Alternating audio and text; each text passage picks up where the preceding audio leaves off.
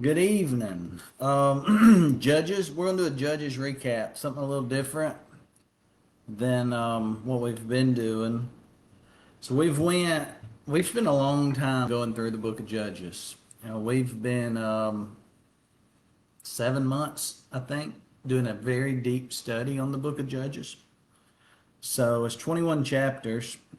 We spent a week.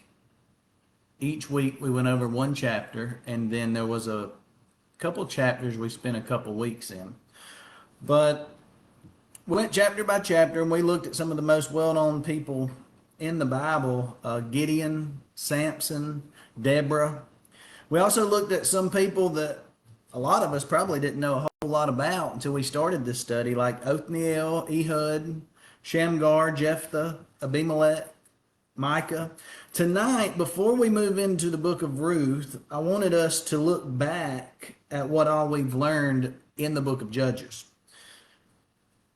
I just didn't want to be like, well, that's over. What's next? I want us to understand this book.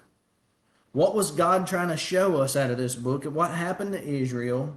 And how did God's people get to the point where the final verse of Judges says, in those days there was no king in Israel. Everyone did what was right in his own eyes. Because that verse doesn't just summarize chapter 21, it summarizes the problem that we've watched throughout the entire book of Judges. The book started with compromise. When we opened the book of Judges, Joshua had died. Israel was in the promised land. God had been faithful to them. He had brought them out of Egypt. He brought them through the wilderness. And he had brought them across the Jordan. He'd given them victory, but Israel had a responsibility. God had commanded them to drive out the inhabitants of the land, the Canaanites. And they did not completely do that. In Judges chapter 1, it shows us a tribe after tribe failing to completely drive out those people. And at first, that may not sound as bad as some of the things that we actually saw later in the book of Judges. Nobody was cutting a body up like they did in chapter 20, and nobody was going to war against Benjamin, Israel against Israel. Nobody was gouging out Samson's eyes. We've seen that back in like 15, I think. It was just a minor compromise. But that's the problem. We usually don't see where compromise is going to take us when we first make the compromise. Sin doesn't normally walk up to you and show you the ending result. If you do this, this is where you're going to end up. That's not how that works. It shows you the beginning. It shows you what you want. It shows you what feels good. It shows you what is convenient, but it does not show you where you're going to end up. Israel allowed the Canaanites to remain, and then Israel began living among them. And then Israel began marrying the women among the Canaanites. And then, of course, Israel began worshiping their gods. Not Yahweh, the God of Israel, their gods. Judges chapter 2, verse 11, it said, "And the people of Israel did what was evil in the sight of the Lord and served the Baals." That compromise became idolatry. And that's when we begin seeing the cycle. Different faces, but it's the same cycle. Israel sins. God allows an enemy to oppress them. Israel suffers. Israel cries out to God, and God raises up a judge, a deliverer. God gives them victory, and the land has rest, and then they do it again. Sin, oppression, crying out, deliverance, rest, then back to sin. Over and over. Different faces, exact same cycle. The enemy changed. The judge even changed. The circumstances changed. But the cycle stayed the same. And I remember as we went through Judges, there was times when I thought, how can these people keep doing this?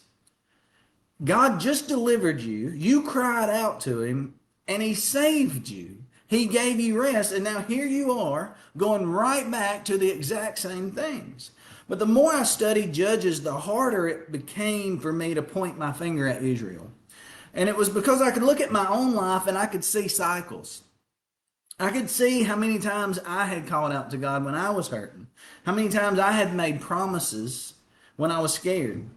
How many times I had said, God, I'll change. God, I'll do better. God, just help me through this. And then God brings me through it.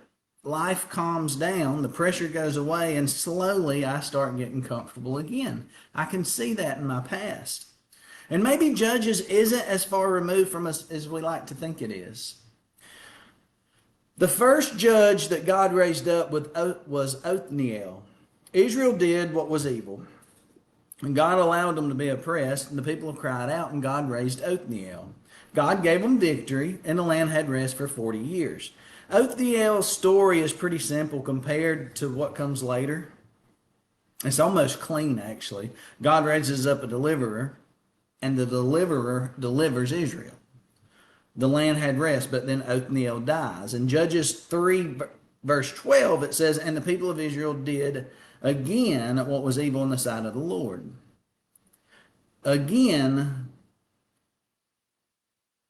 there's a word we saw a lot. Again. They went back, and God raised up Ehud. All right, so Ehud was left-handed. Ehud, that was important to me because I was left-handed, so I dove into that. Why was that important?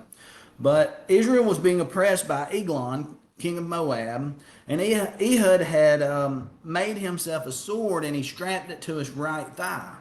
See, and because he was left-handed, he could reach across and draw that sword in a way that Eglon's men wasn't expecting. They would have looked at his left thigh to see if he had a weapon, and he didn't, because what is it, 10% of people is left-handed? They wasn't expecting this man to be left-handed. Anyway, so he gets in, he gets by the guards, and he has a weapon. And then Ehud tells Eglon, I have a secret message for you, O king.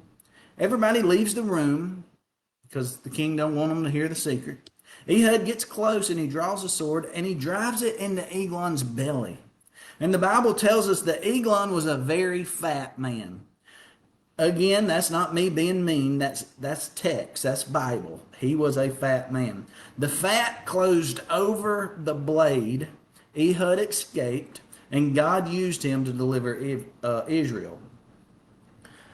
Now, I don't know why it comes to mind, but when somebody says, hey, I got you something, and they put their hand in their pocket, and they pull it out, what is it? Captain Man and Kid Danger, and he punches him. And that's basically what he just did right here. He says, hey, I got a secret message for you. And he reaches back and he pulls out a knife and he stabs him in the stomach. It's terrible. But then after Ehud, we briefly meet Shamgar. And the Bible only gives us one verse about Shamgar. It says that he killed 600 Philistines with an ox goad. An ox goad was a tool used to farm with. And he also saved Israel. One verse that's all we get, but his name's in the Bible. You don't have to be the person everybody talked about to be used by God. You don't have to have chapters written about you. You just have to be faithful with what God's put in your hands. And for Shamgar, it was an ox goad, and he used it. Deborah. So then we came to Deborah and Barak. Israel was being oppressed by Jabin. Sisera commanded that army, Jabin's army, and he had 900 iron chariots. Israel, they looked outmatched, but God had already promised victory. And Deborah tells Barak to go. And Barak says, if you will go with me, I will go. But if you will not go with me, I will not go. And of course, Deborah goes. But she tells Barak that the honor will not be his. The Lord will sell Sisera into the hand of a woman. And that's exactly what happened. Sisera, he runs from the battle, and he ends up at Jael's tent. Okay, this is the captain of Jabin's army, the commander. And she gives him milk. She covers him up. He falls asleep. And Jael takes a tent peg, and drives it through his temple, nails his head to the ground. Judges has some very wild stories in it. This is not a kid's book at all. But once again, God gave victory. Caesarea had the chariots, he had the army, but Israel had the Lord, and they won. And then after that, we met Gideon. And when we first see Gideon, he's hiding. He's threshing wheat in a wine press because he's afraid of the Midianites. And the angel of the Lord says, "The Lord is with you, O mighty man of valor." Gideon does not feel like a mighty man of valor. He has questions, he has doubts, and then he asks for signs.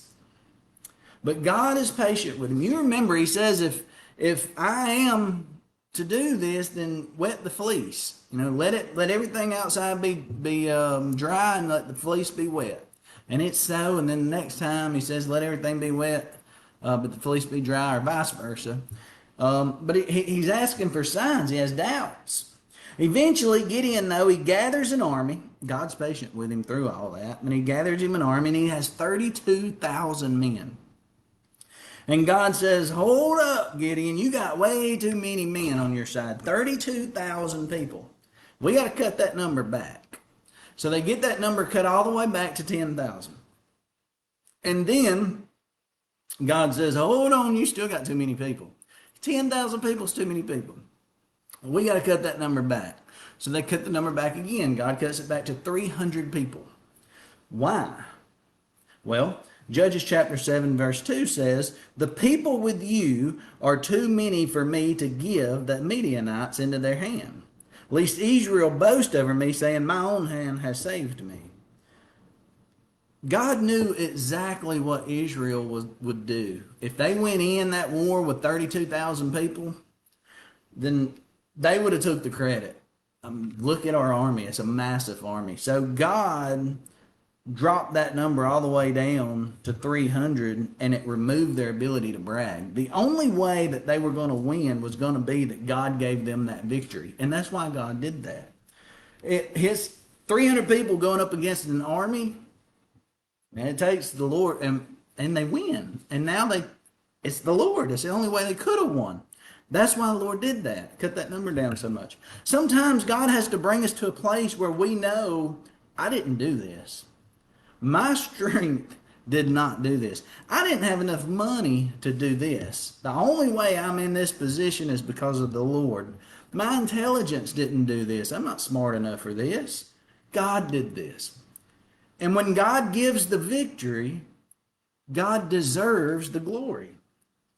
But Gideon's story, it didn't end as strongly as it actually started. Gideon refused the title of king.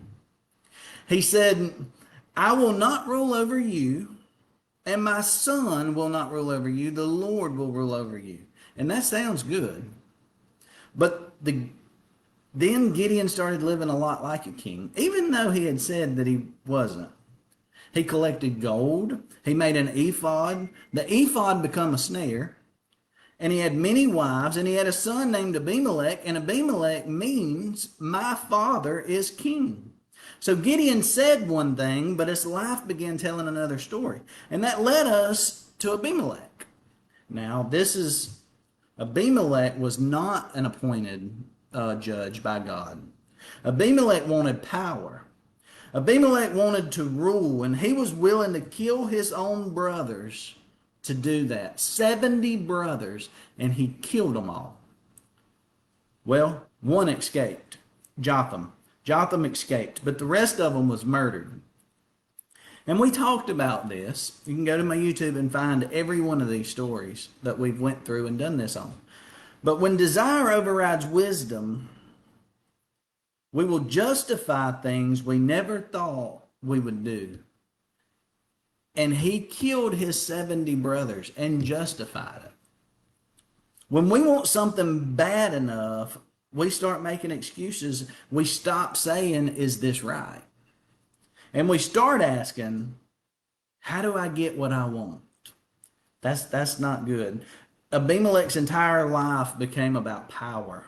And eventually his violence came back on him, and a woman dropped a millstone on his head. And as he was dying, listen to this, as he was dying, Abimelech, still worried about his reputation, he told his armor bearer, he said, to kill me so that nobody could say a woman killed me. He's dying, and he is still worried about what people are going to say. Pride followed Abimelech all the way to his death. And you know what? We just read that a woman dropped a millstone on his head. So even though his armor bearer killed him, it was only because he was dying anyway, so he didn't get his wish. We know a woman basically killed him. So all that was for nothing. Eventually, we come to Jephthah. Okay? Jephthah was rejected by his family. He was driven away, but when Israel, he was a warrior. He was like a mean dude. He was a big dude.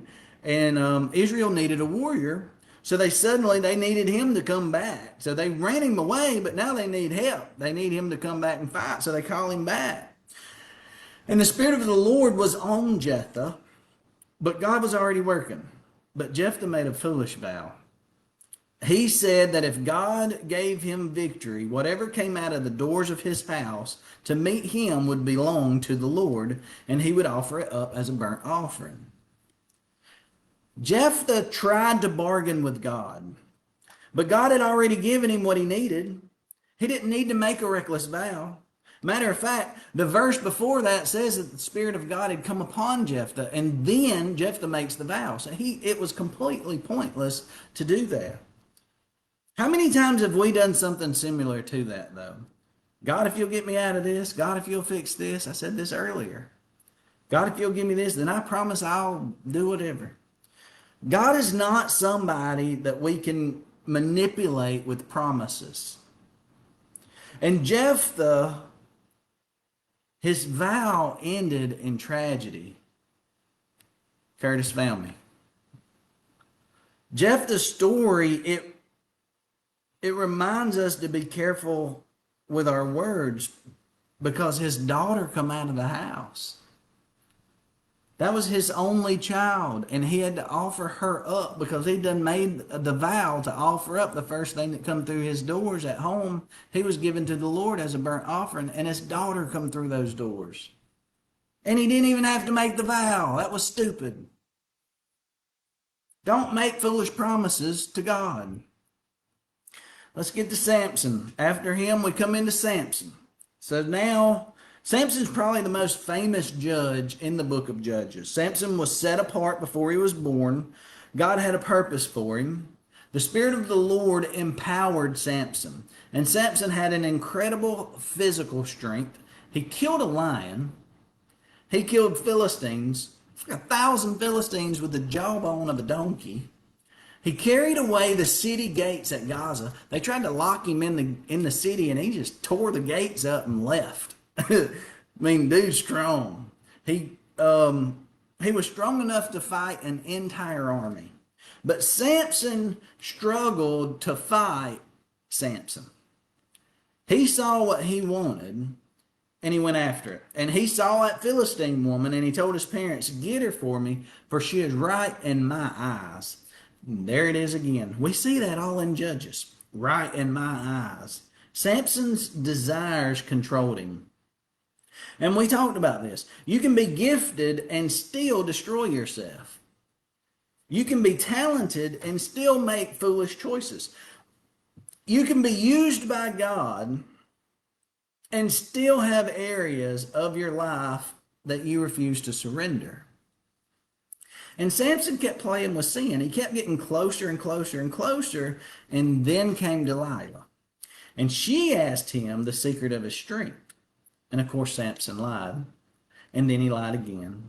Then he got a little closer to the truth, but he still lied. And then finally he told her everything. His hair was cut. And in Judges 16, verse 20, it says, "And he awoke from his sleep and said, I'll go out as the other times and shake myself free." But he did not know that the Lord had left him. That may be one of the saddest verses in Judges. He thought everything would be like it had always been. He thought he could get up and go do what he had always done. But this time was different. She'd cut his hair. And that broke the Nazirite vow. And the Philistines, they seized him, and then they gouged out his eyeballs. Took his eyes out.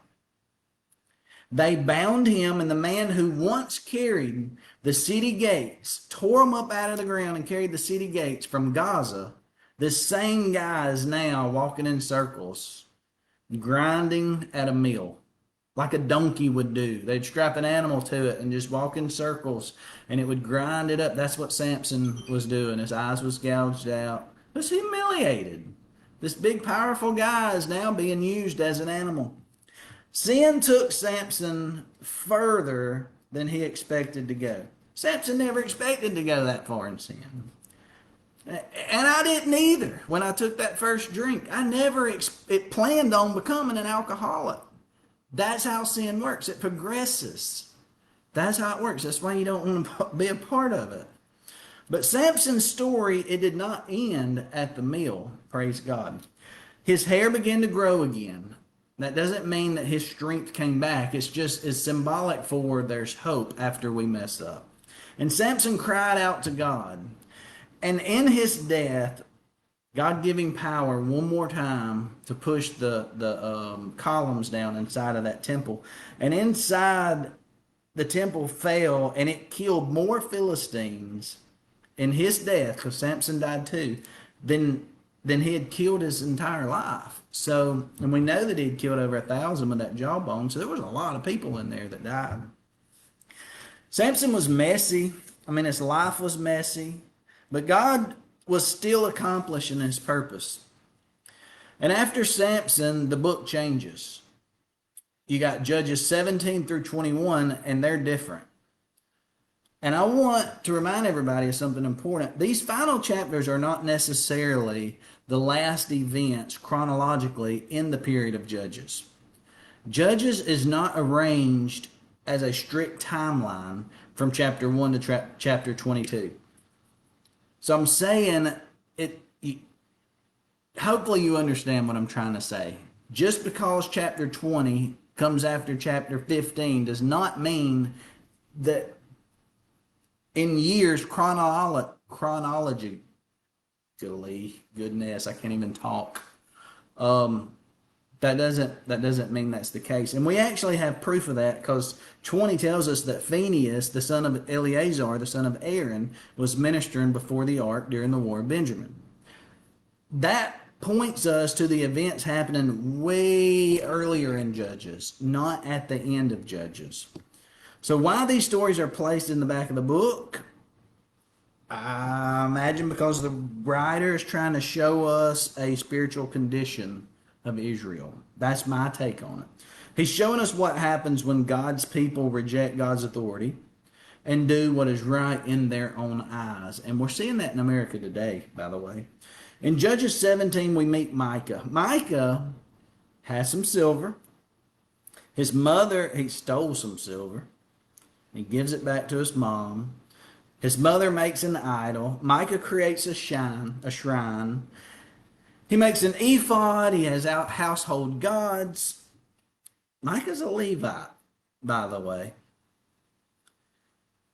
And then a Levite comes along. I'm sorry, I just messed that up. And then a Levite comes along, and Micah hires him to be his priest. Judges 17:13 says, "Now I know that the Lord will prosper me because I have a Levite as a priest." Micah thought that he had God figured out. I've got a priest now, so God has to bless me. But Micah had idols in his house. He'd created his own religion. He wanted the Lord, but he wanted the Lord on his terms. Does that make sense? And people still do that. They want God, but they want a version of God who agrees with them. We want God's blessing, but not God's authority. We want heaven, but we don't want anybody telling us how to live. Micah wanted God on his terms. And then the tribe of Dan came along and they stole Micah's idols. If you've not heard the story, please go to my YouTube and look at chapter 17. This is a great story. They stole his priest. They established their own false worship. Israel was spiritually sick. And then came Judges 19. And this is probably one of the darkest chapters in the book. A Levite travels with his concubine. They come to Gibeah. Men of the city surround the house. And suddenly, this story sounds exactly like Genesis 19. It sounds like Sodom. But this is not Sodom. This is Gibeah. This is Israel. These are God's covenant people. The people who were supposed to be different from the nations around them had begun acting like the nations around them. The concubine was abused throughout the night. She was raped over and over and over by these guys, and she died. The Levite took her body, that was his concubine, took her back home, cut her into 12 pieces, and sent her throughout Israel. Now, we talked about how this was a national call to action.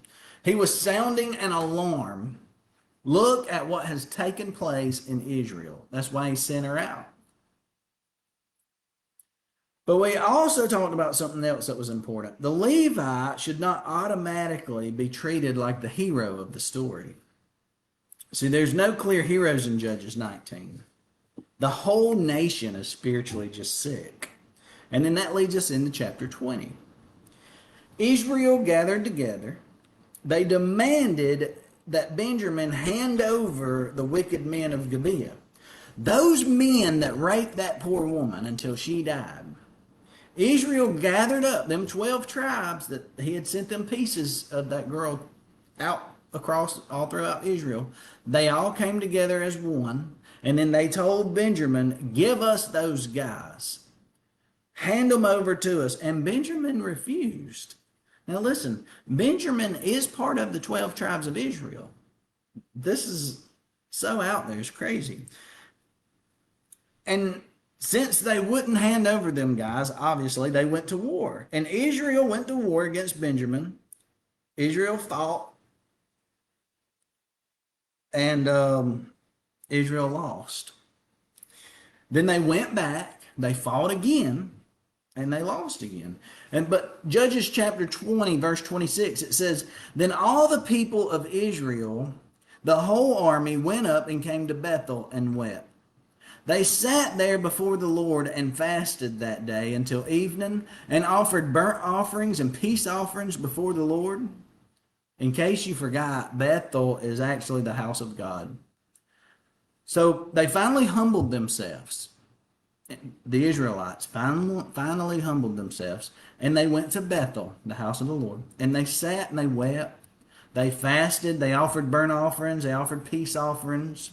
They inquired of the Lord. The burnt offerings represented complete surrender. The peace offerings represented fellowship. Israel wasn't just asking God to give them the victory anymore. Now they're sitting there before God. They're weeping, they're fasting, they're worshiping. They're humbling themselves. We talked about this. We want victory without the battle.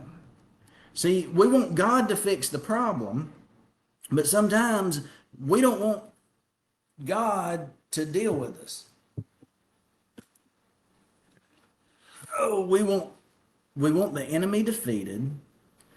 We want the situation changed. We want the pain removed. But we don't want to sit before God. We don't want to weep. We don't want to fast.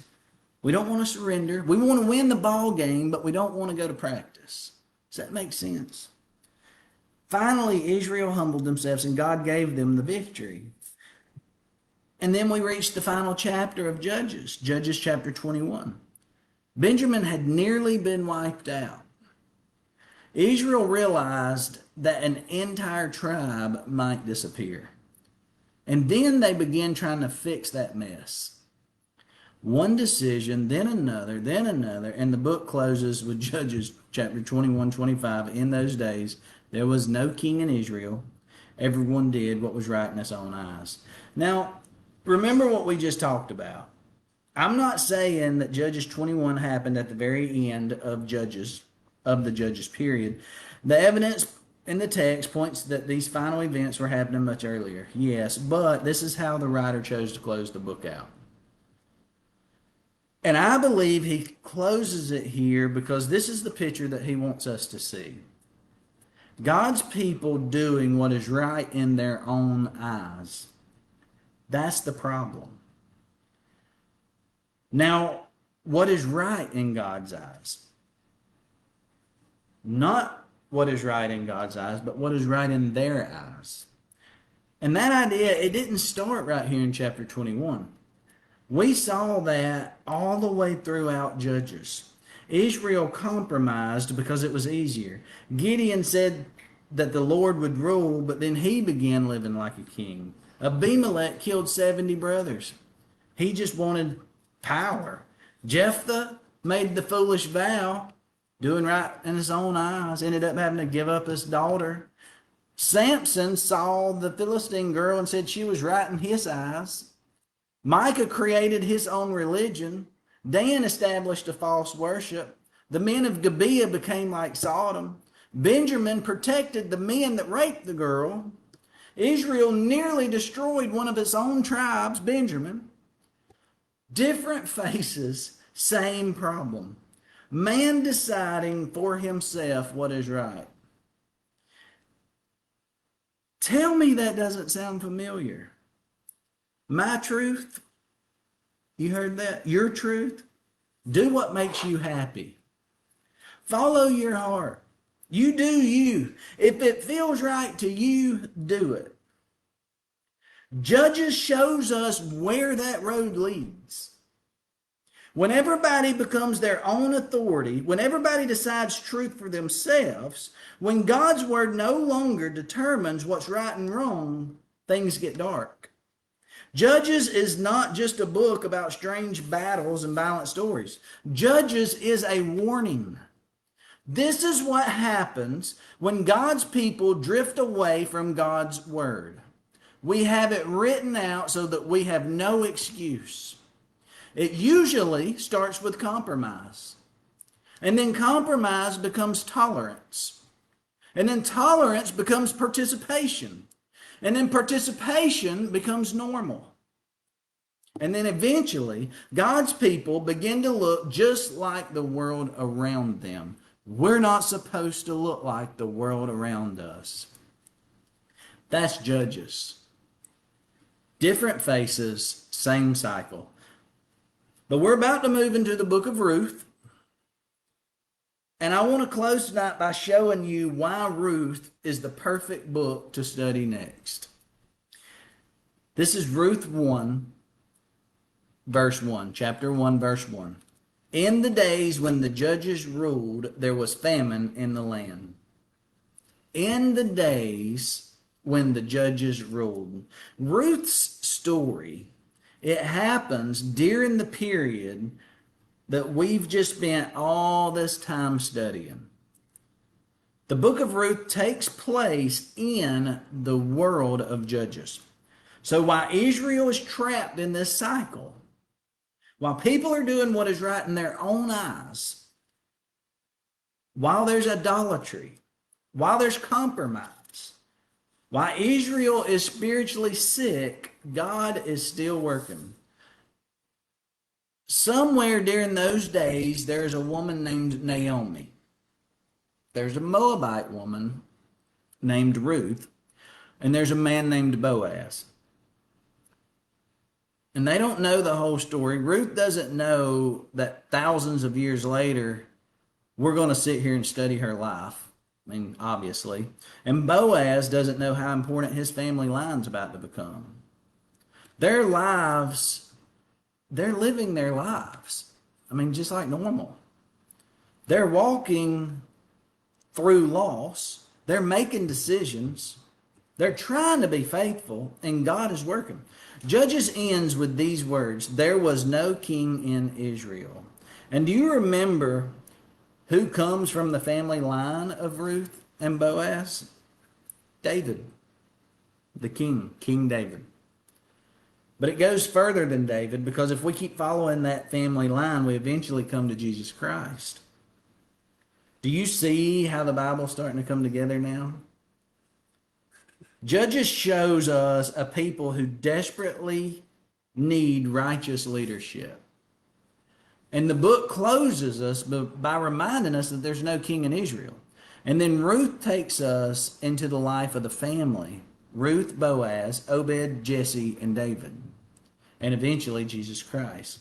In the middle of dark times, God was still working his plan of redemption. And sometimes we look around at the world and all we can see is darkness. We see the sin, we see suffering, we see death, we see families hurting. We see that a lot right now. We see people walking away from God, and sometimes we ask, God, where are you?